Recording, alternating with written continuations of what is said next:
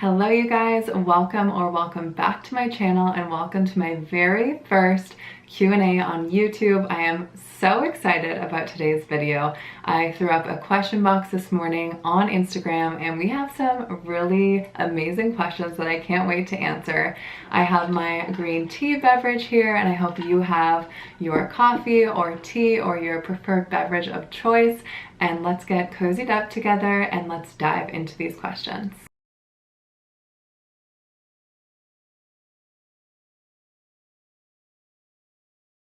Okay, so let's start with a fun one because I have some travel plans, dream travel destination questions in here, and this is top of mind right now because Ryan and I just booked Curacao for the end of this year. So I am so unbelievably excited and it's only a couple weeks away, so the anticipation and the excitement is really building. I live in Canada, so the winter months, they are dark, they are snowy, they are cold.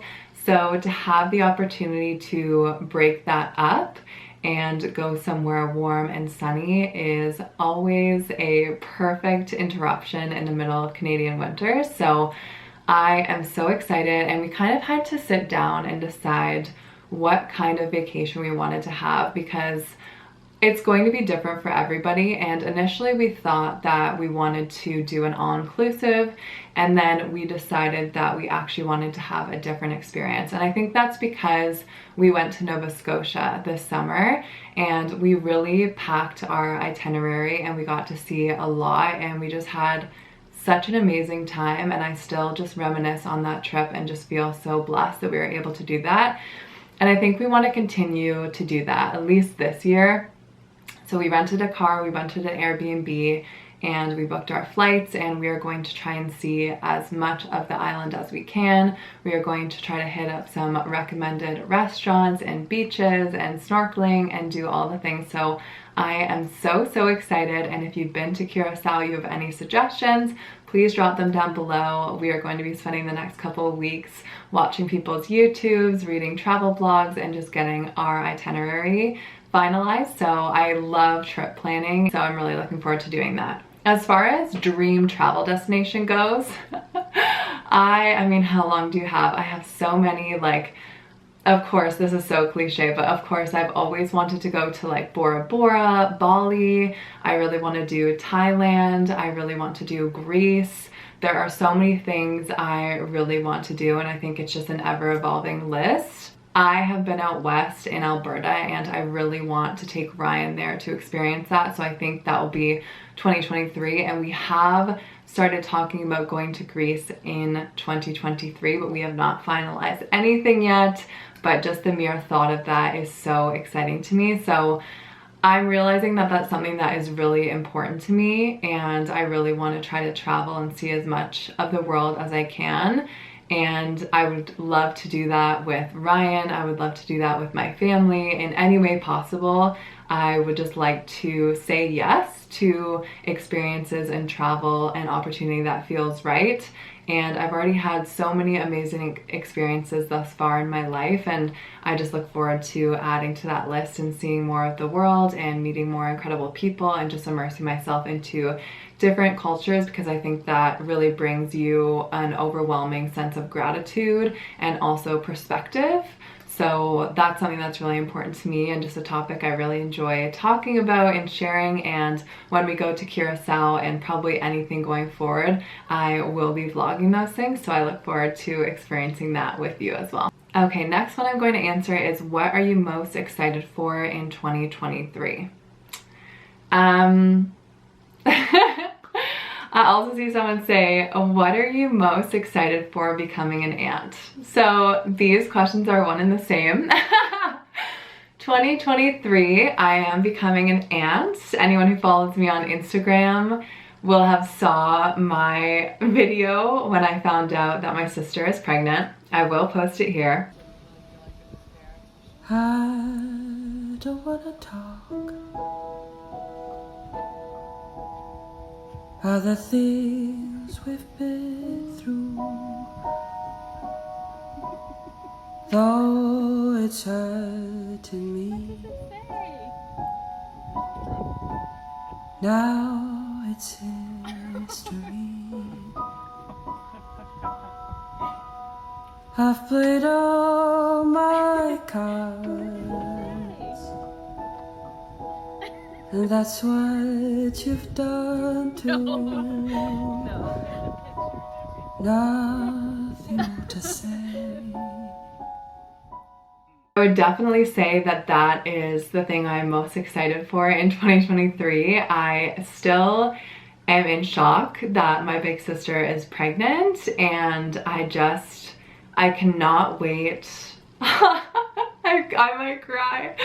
I cannot wait to meet my niece or nephew. I cannot wait to see her be a mom. I cannot wait to see her fiance be a dad. I cannot wait to see my parents be grandparents. I cannot wait to meet him or her. It's just like, I just can't believe that this is here, and I'm so close with my sister, and so to see her get engaged this year and to see her become, well, she's not a mom yet, I guess, but to see her become pregnant this year, yeah, I cannot wait for our family to grow, and I just can't wait for that chapter of my life, and it's just something I've been looking forward to like since I was little, and I just can't believe that we're at the stage of our lives where we're starting to talk about weddings and kids, and yeah, I'm so excited for that. So that's like the first and foremost thing. Otherwise, like I just said, any travel opportunities that may come in 2023, I'm so excited about. And I think just reflecting on this year, like I have come so far. I think like January me sitting beside December me would just be like, wow, good for you, girl, because things have changed so much in business, in my personal life. I mean, yeah, we've just really done a level up, and so I don't know what's around the corner. I know what I hope for, and I hope to continue to grow and just make the most out of my days and just really level up in business, in relationships, in every aspect of my life. But that's kind of the joy of life, is that you can plan and you can dream, but you just genuinely never know what's coming. So I just look forward to another year of growth and of chasing my dreams, and just to be able to look back in December of 2023 and just be like, wow, like you are making strides, you are following your dreams, and you are doing things even when they scare you, even when they don't make sense to other people, and I just really look forward to what life is going to bring me. Okay, so there's a lot of questions about love. How did you know you were in love? How did you know you found your soulmate or the one? So I'm not a relationship expert, so I'm only ever going to be speaking from experience. How did I know I was in love? Wow, I don't think I've ever been asked that, so I really love that question. I think previously, in the beginning of any companionship or relationship, I was really used to, whether it be intentional or unintentional, a lot of what they call love bombing. So just really intense, like right from the start. And everyone's experience in finding their person is so different. Some people meet their person and it's just like flames, and they're like, I know this person is the one, and then they're together for years and years, and that's so amazing. So again, this is just my perception. And I think with Ryan and I, he is a very reserved person, and he is more shy to open up. And where I am the type of person that I trust you as soon as I meet you until you prove me wrong, he is, you have to earn my trust. So I think with us, it was more of a slow burn, which was different for me. And now that I've experienced that, that really makes sense to me, because I think to really build a friendship and trust and companionship and love, those things take time. And so it wasn't immediate. I mean, I I didn't go on one date with him and I was like, that's my soulmate. I just had an open mind, and I think because I was in a place in my life where I knew I had really high standards, I was unwilling to commit to something until they proved to me that they were going to make my life better and make me better, and that they were going to meet my standards. And that's how Ryan was as well. So we were really just feeling each other out in the beginning. I think I did know he was the one pretty early on, because first and foremost, there were no games. After our first date, he was like, I really enjoyed my time with you and I would like to see you again. Are you available? X. There's never been games. There's always been this foundation of respect and peace and stability. And that has been so important for me. I have never felt so safe with anyone in any capacity, safe to be myself, safe in the relationship, just safe in any way that I can really explain it. And I think that is so important. He only, even to this point, has only showed me green flags, and everything just kind of fell into place. It was just yes, yes, yes, yes, yes. Like my relationship with him evolving, my relationship when I met his family, like it was just really evident that that's who I was supposed to be with and that this was the path for me. I had really high standards going into a relationship because I had built such an amazing relationship with myself and a home within myself that I wasn't willing to be with someone who wasn't everything I wanted them to be, because my relationship with myself really fulfilled me. So I wasn't willing to settle just to be in companionship. So Ryan is so patient. He is so respectful. He has always been such a gentleman. He is my biggest supporter. He's my best friend. I trust him wholeheartedly. The way we communicate with one another is everything that I could ever hope for. And he really checks all the boxes. And then he set new standards for me, like things that I didn't even realize that I wanted. So honestly, I think when you meet your person, you just know. And it's really hard to explain, but you just know it's them, and it's easy. I have spoken about this before on my channel, but I think what's really perpetuated to us through television and just society is really that like really big fights and like passionate makeups and ups and downs, and I don't experience that in my relationship. It's very easy, it's very peaceful, it's very safe. And without safety and trust, you don't have anything. It's like a car without gas. So I think having that be the foundation of our relationship, it gets to be exciting and passionate and all those things because we have the safety. So I think if you want to look for one thing in someone, it's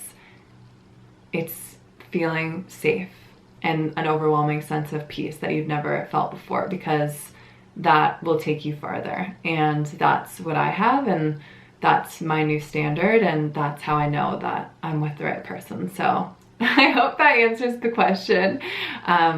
It's gonna be so different for everybody, but that's just my experience. Okay, so staying on this topic, advice for single girls. First of all, congratulations. Celebrate yourself. There's nothing wrong with being single. There's nothing wrong with not being in a relationship. Actually, it can be quite fun. When I was single and when I was living alone, like I had a great time. I had a grand old time. That's when I really started with personal development, spirituality. I hosted a lot of girls' nights. I just really lived by my own rules. I didn't have to consider anybody else. It was dope. So there's absolutely nothing wrong with being single. I think my advice is, number one, trust the process, because we often, when we're later on in life, can zoom out and really see why things happened in the way or sequence that they did. So even though it may feel like you really, really want to find a partner right now, there's probably a reason why you're alone right now, and there may be some healing to be done, or some adventures to be had, or some growth to be had. And that's really when I started my personal development, self-love, spirituality journey, because when we're thinking about our partner or manifesting our future partner, we're probably wanting to be with someone that has really top-notch, high-quality character traits. So you have to remember that that person is probably looking for those same things. They're looking for really admirable character traits in their future partner as well. So take that time when you're a single girl, you have a lot of time and space to do whatever you so please, to grow and expand and heal and level up so that you can become a version of yourself that is worthy of being with this 10 out of 10 partner that you are dreaming of, right? You want to become the energetic match for that person. And if you are like just down in the dumps and just really living in a more negative space, that's not going to be a match for the kind of partner that I assume that you're longing for. And it can just really be such a special time. Like, I can't stress that enough. You can say yes to whatever you want. You can do whatever you want to do. And I just have such fond memories of being single. And I think we're all so scared of being alone. And that's a sign that you have some stuff to work on, because I love being alone and I still experience a lot of independence in my current relationship. And I think once you really develop that peace within yourself and that home within yourself and the sense of happiness that comes from within, you really raise your standards. Because when you realize that you can give all those things to yourself, your love language, all of the things that you're desiring from another person, you can give them to yourself. Once you realize that, you have new standards because you don't need someone to fulfill those desires for you. So just focus on your relationship with yourself and becoming the best person you can be, and just explore life, enroll in new places or hobbies or whatever you want to do. Say yes to things and just live your best life. And through doing that, you will meet people, whether it be a partner or friends or whoever it may be, that are going to elevate your life while you continue to go up. So it's such a single time. It is a single time. It's such a special time. So don't wish time away and just disregard it in order to find your partner. Just really celebrate and lean into the season that you're in, because it's a lot of fun. Okay, current affiliations or partnerships. So I am currently affiliated with F45 and Urban Jars. Those are my only partnerships right now by choice. I think you can get really caught up in money, because if I was thinking about money only, I would have a lot more partnerships. The opportunities are plentiful, but I have very high standards, and I'm not going to partner with a brand that I don't wholeheartedly love and believe in, because it just wouldn't be authentic to me and my brand. And F45 I absolutely love. It's completely changed my life, and I love my community there. I love my new found cardiovascular endurance. I love moving my body, just everything about it. I also have the highest respect and admiration for the owner of F45. Shout out Mitch Scott if any of you are local, and it means a lot to me to be able to support him in any way I can. I will never stop doing that. Same goes for Urban Jars. I'm partnered with Aurelia Urban Jars, so that's Haley Thompson if you are local.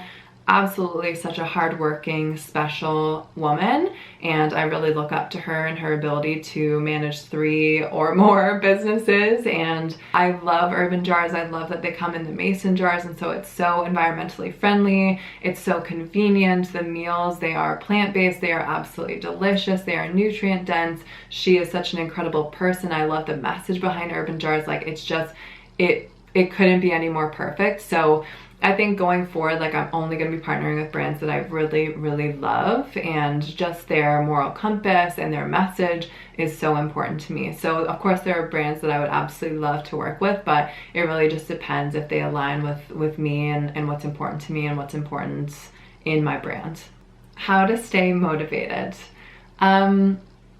So I wouldn't say that I am someone that's motivated. I would say that I'm someone who is disciplined. Because if you're relying on motivation, motivation comes and goes, especially as women. We are on a 28-day cycle and we are going to be experiencing different energy levels throughout those cycles. So I am not motivated, I am disciplined. There are definitely days, more often than not, that I don't want to work out, that I don't want to do my morning routine, that I don't want to do this, that I don't want to do that. I just want to lay in bed, or I don't want to meal prep. I just want to like order takeout. I'm not saying that those things are not okay, but you really have to stay rooted in what your goals are, what's important to you, who your highest self is. And I just always ask myself what choice she would make, and then I follow through with that. I also know how I feel after I work out, after I do my morning routine, after I eat a certain way, after I'm with certain people. And so I know that on the other side of making that decision is me feeling good. And so it makes it a lot easier to follow through with them. So that's why it's really important to find what works for you.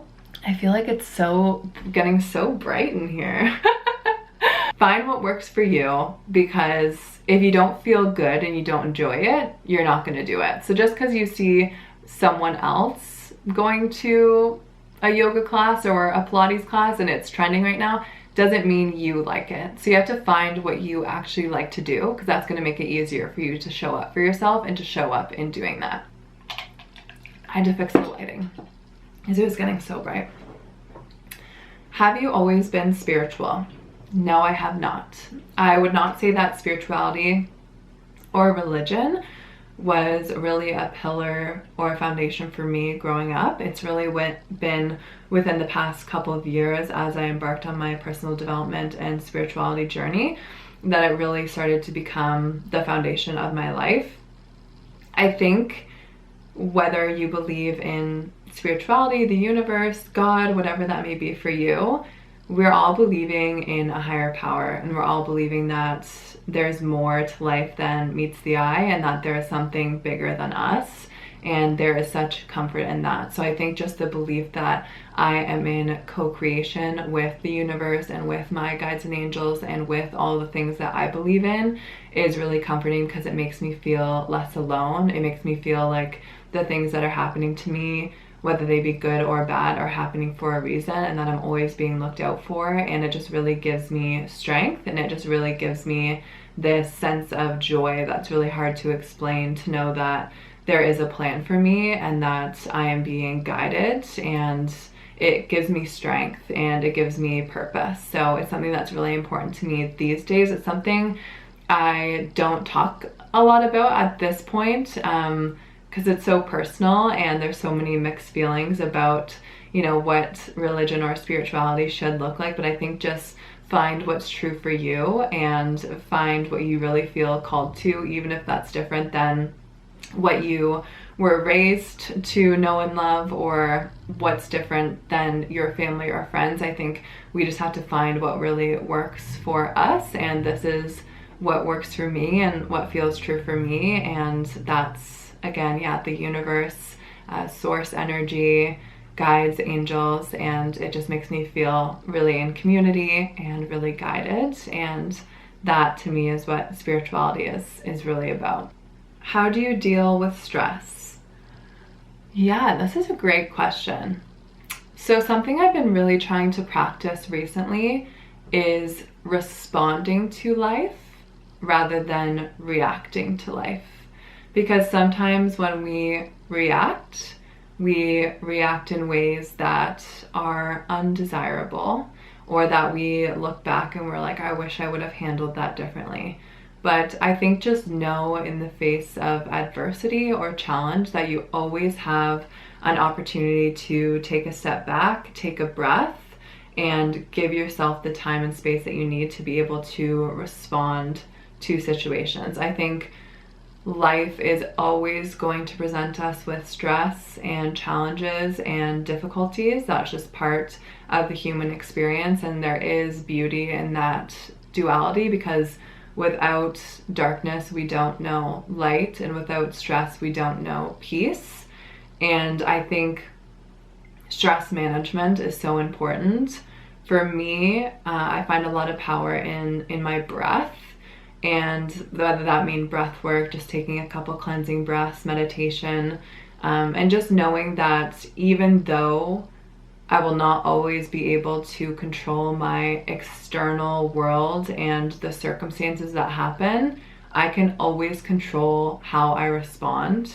And I think going from something as simple as road rage to breakups or huge life-altering events, I always want to ask myself like how I can respond with grace and with kindness, and how I can respond in a way that the best, highest, healthiest version of myself would. And that really helps guide me. So there are so many things you can do for stress management.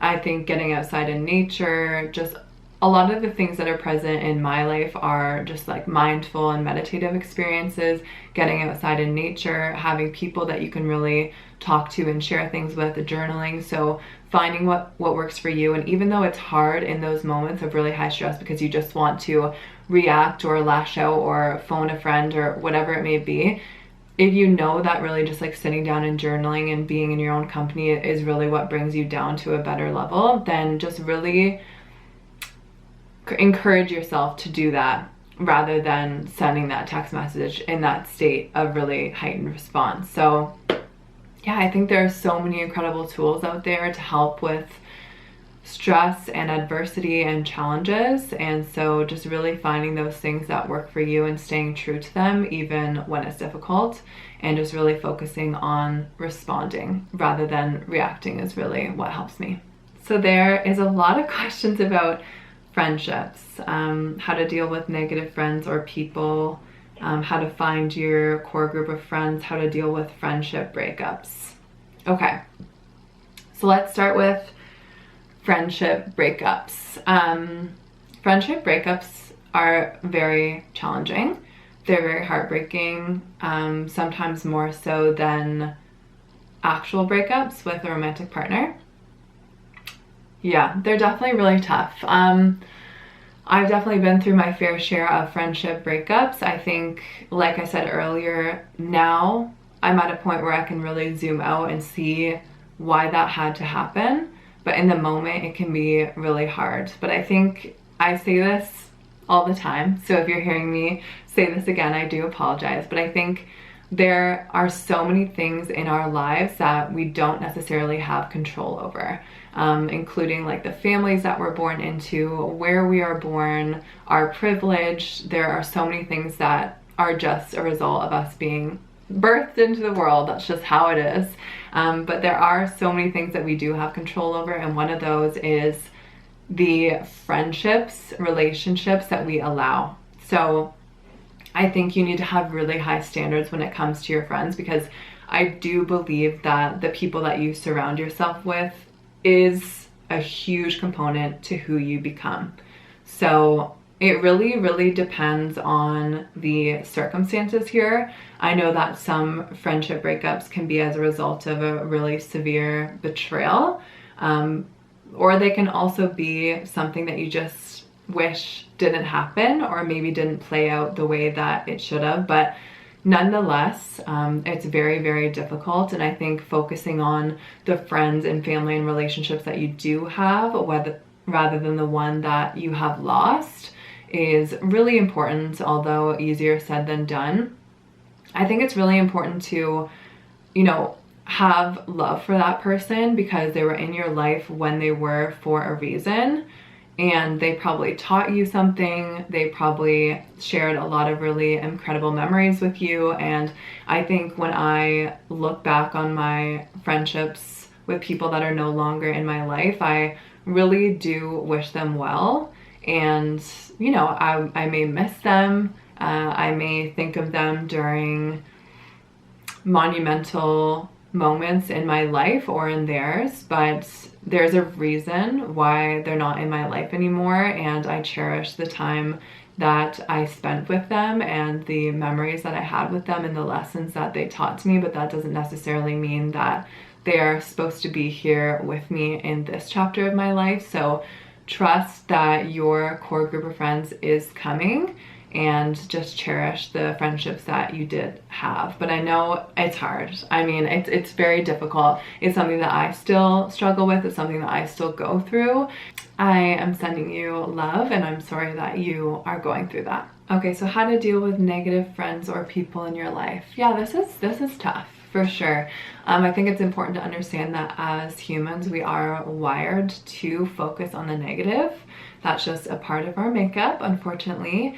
And so choosing to be a positive person does take effort. And I think once you are, it can be especially draining to be around people that are negative. There's a couple options here. I think being a positive person can be a really good influence on people around you. So you always want to be an example in their presence, to choose to be positive, to choose not to talk about others, to choose to change the subject and just choose positivity. And that may be something that after they see it exemplified over the course of a certain amount of time, they may be inspired by that and want to adopt to that mindset as well. But another thing that is really important but can also be really challenging is just setting boundaries. This can be really awkward, especially when it's different than what we've usually had within our relationships or friendships, but just simply saying, like, I am really trying to focus on the positive right now in my life, and so I'm really trying not to speak ill of other people or gossip or whatever that may be, and I really wanted to share that with you, and I hope that you can respect that. There are really easy ways like that to be kind while also implementing your boundaries, but ultimately you have to make a decision about who you want in your life. And just the theme of my life this year has been standards, and I only have the energy and ability to entertain so much, and I truly believe that I deserve the best, and so the relationships in my life are going to reflect that. So I want people in my life that are positive, that are supportive, that are reciprocal, that are going to lift me up, that have good communication, emotional intelligence, people that are awake to life. And so I choose to spend my time with people who are an example of that and an embodiment of that, and that has meant cutting off certain people or distancing myself from certain people,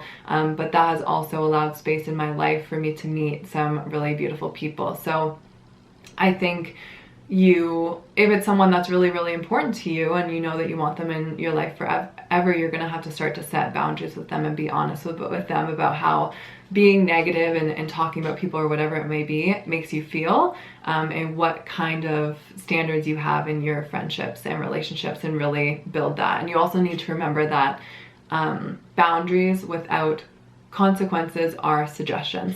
So if you say that but you still go to lunch with them and engage in gossip, you're not really showing them that you're serious. Sometimes what needs to happen is if you say that and then you go for lunch with them and that happens, you have the option to leave. So you really want to show that you're serious about these changes that you're making in your life. And yeah, sometimes that can be really awkward, but it's for your highest good. And if they're weighing you down and you're having a difficult time dealing with them, you need to make some changes, whether that be change in your communication with that person or change in your social circle in general.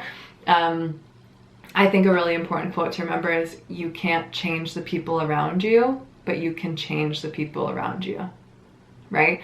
We're never going to be able to change someone and their mindset, but you can change how much you see them and how much you allow them into your life and into your growth. So I hope that was helpful. How to deal with jealousy and comparison. I am a very jealous person. Okay, so context is important here, so I'm going to speak on both. If you're jealous in your relationship, that actually more reflects your partner and your partnership, in my opinion. Personally, I don't feel jealous in my relationship, and I have never been put in a situation where I should feel jealous. And I think when you're with someone who you have a very stable, respectful, loyal, reciprocal partnership with, you probably will not ever feel that. And if you do, you should be able to communicate that. Hey, that makes me uncomfortable. Your relationship with this person makes me feel threatened. And your partner's priority should always be your comfort and safeness. So if you're experiencing jealousy within your relationship, I would speak about that with your partner if there's something specific that is making you jealous, and hopefully their priority is your comfort level. In regards to jealousy and comparison in general, I think this is especially prevalent in women. And the way that I've researched this and looked into this is, you know, there was a time ancestrally, generationally, where women were really turned against each other and really out of fear for their safety, had to every man for themselves, right? And so it's important to understand that that's still ingrained within us through ancestral and generational pass downs. And I think it's really important to take a look at your mindset in regards to the way that you feel about other women and your relationship with women, because women are not your competition. They are not your competition. And I really prefer to think of women as community and sisterhood rather than competition.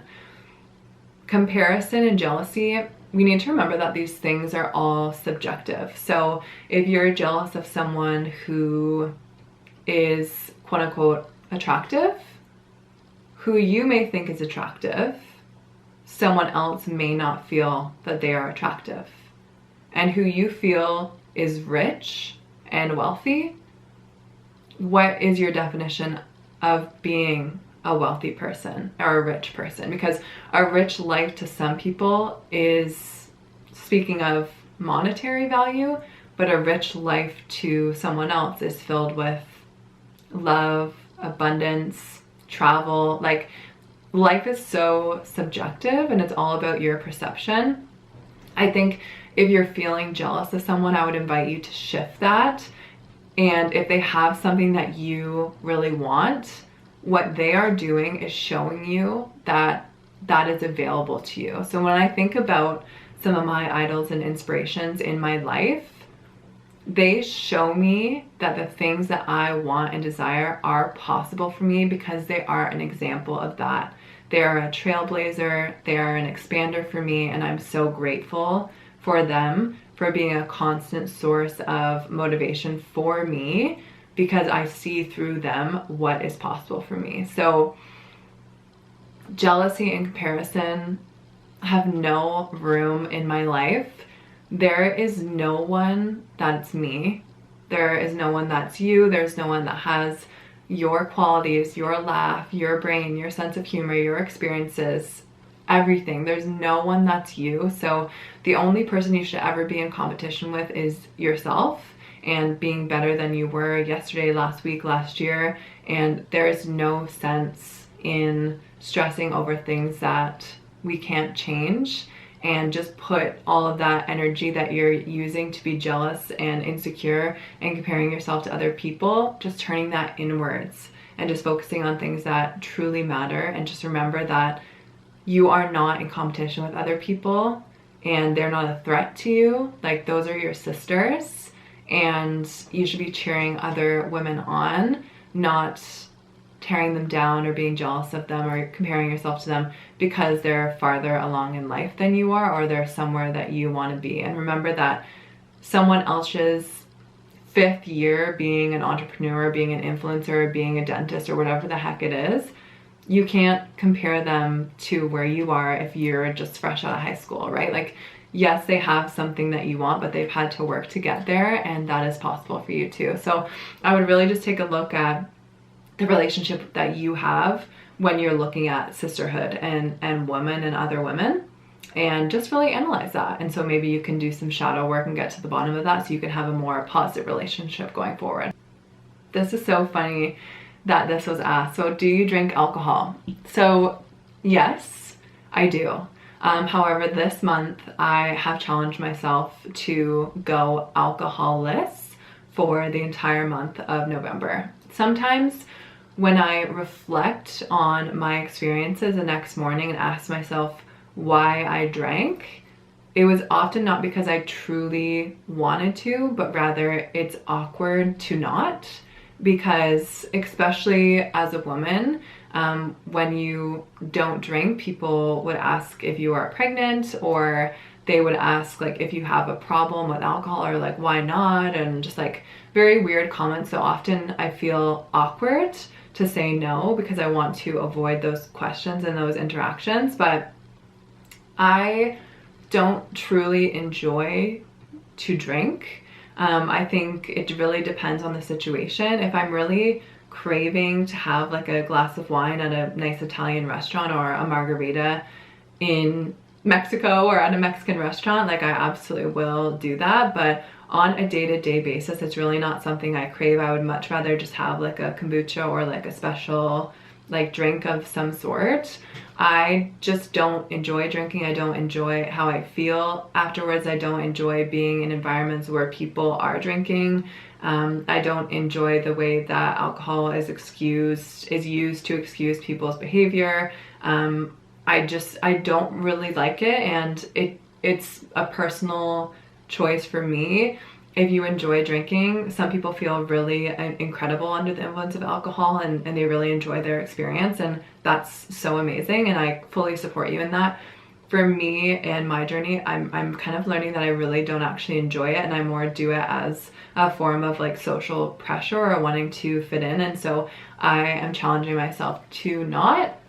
And last night I went to a like friends get together, and I just brought a kombucha and no one said anything to me. And I felt really amazing this morning when I woke up, and I'm starting to think that this might be something that I do more permanently, but I never like to label myself as anything, because I always want to give myself the opportunity to have balance and do things that are true for me in the moment. So I don't know if I'll ever really label myself like alcohol free, because one day if I'm in Italy, like hell yeah, I'm gonna want to have a glass of wine.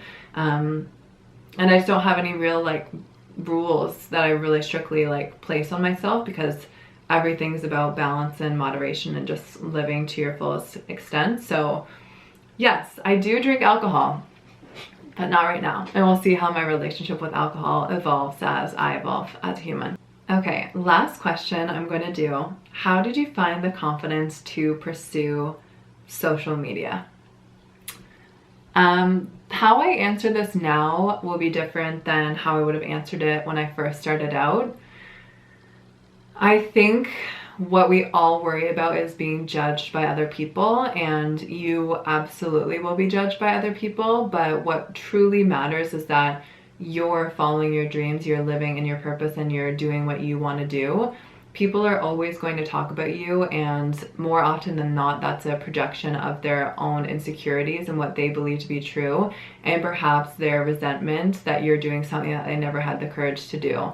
I think more often than not, we wait to be ready, but ready is a choice, not a feeling. It's a choice. So you have to choose that you're ready and just take messy action.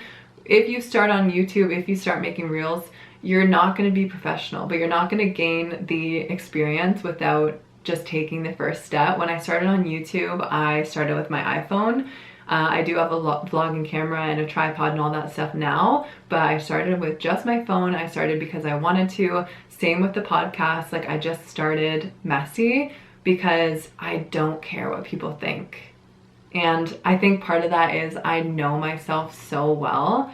I know my strengths, I know my weaknesses, I know my light, I know my shadows, I know who I am, I know my why. So because of that, no one can really offend me, because even if someone was to point out a quality within myself that I don't like, I already know that. So I just don't care. I would much rather just look back at my life and know that I did what was true for me, and I did what lit me up even when it didn't make sense to other people, even when other people were judging me. And now some of the people that used to judge me slide into my DMs and ask me advice on how to get started on social media. So it's like, it just goes to show that it's all a projection, and people if they're not happy within themselves and they're not confident, it's going to be difficult for them to see you being happy and following your dreams. But we only have one life. So if you're going to let other people hold you back, you are not living your fullest expression. And there are so many people in this world doing so many different jobs. If you feel a pull to social media for whatever reason, there is probably a reason. So follow that. You are doing yourself a disservice by not allowing yourself to have that experience, because social media is so fun. I love YouTube. I love my Instagram community. I love TikTok. Like, I love my podcast, and it's just allowed me to have so many different experiences, partner with brands, like meet people, interview people for the podcast. It's been so fun, and it doesn't matter what people think. It doesn't. We live on a floating rock. Who cares what your great aunt or the people from high school or whoever thinks of you? Honestly, why do you care what they think? Their opinion of you should not be more important than your why and the opinion that you have of yourself. So just stay true to why you want to do this, what your goals are, and just take messy action. It's not going to be perfect. I even look back at some of my first YouTube videos and I'm like, like it's hard to watch, but it's really good to see like how far I've come in even a year, and the channel has grown so much. And I know this question isn't specifically about YouTube, but I do get a lot of questions about starting out on YouTube. So just start. Like, it's also such a great way to see like who's meant to be in your life. Like, you guys, I had one of my best friends at the time tell me that my Instagram and my social media was entertaining and embarrassing. That person is no longer in my life.